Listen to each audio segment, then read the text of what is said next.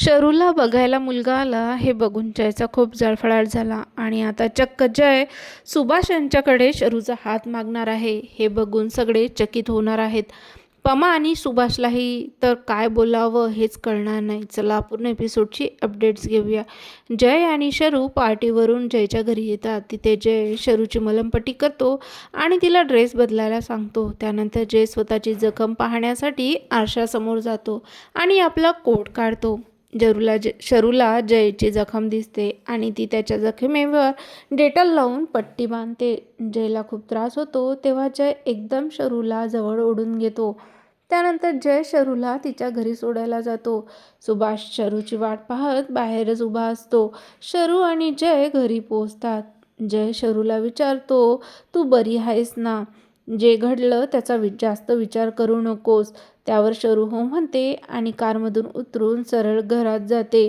इकडे सुभाष जागीच उभा असतो. तो शरूला म्हणतो, काय ग शरू, आलीस? कशी झाली तुझी पार्टी? त्यावर शरू म्हणते, छान झाली. मग सुभाष म्हणतो, गुरुजी आले होते तुझ्यासाठी स्थळ घेऊन, पण तुझा जर होकार असेल तरच आपण त्यांना बघायला बोलू. जय तिथून निघून जातो. शरूचं लक्ष मात्र जयकडेच असतं. जय निघून जातो. सुभाष म्हणतो, शरू कुठे लक्ष आहे तुझं? त्यावर शरू म्हणते, पापा तुम्ही जे काही कराल ते आमच्यासाठी योग्यच असेल. त्यांना बघायला बोलवा, माझी काही हरकत नाही. हे ऐकून सुभाष खूप खुश होतो. तो म्हणतो, ठीक आहे, तर मी त्यांना कॉल करतो आणि बोलवतो. त्यानंतर दोघेही घरात जातात. इकडे जयला रात्रभर झोपच लागत नाही. त्याला फक्त आणि फक्त शरूच दिसत असते. जय डोळे मिटला की त्याला फक्त शरू दिसते. त्याला असा भास होतो जणू काही शरू त्याच्या अगदी जवळच आहे. जय स्वतःलाच म्हणतो, नको नको जय, हे काय होतंय तुला?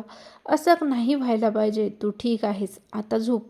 जय झोपणार इतक्या शरूचा व्हॉइस मेसेज येतो. हॅलो जय, थँक्यू तू जे केलंस त्यासाठी, आणि तुलाही खूप लागलंय, तू पण आराम कर. मेसेज ऐकून जय खूप खुश होतो आणि झोपी जातो. सकाळ होते. पम्मा शरूला सांगते, संध्याकाळी मुलाकडचे येणार आहेत तर हाफ डे घेऊन ये. शरू हो म्हणते आणि ऑफिसला जाते. ऑफिसमध्ये गेल्यानंतर समायरा शरूला विचारते, काय ग शरू, हा अपडेट टाकलास, काही काम आहे का तुला? त्यावर शरू म्हणते, तुला मावशीने सांगितलं नाही का? समायरा म्हणते, नो पर्सनल डिस्कशन, ओके. त्यावर शरू म्हणते, ओके, मला बघायला मुलगा येणार आहे म्हणून मला घरी जायचं आहे. हे सगळं जय ऐकतो आणि त्याच्या काळजाचा ठोकाच चुकतो.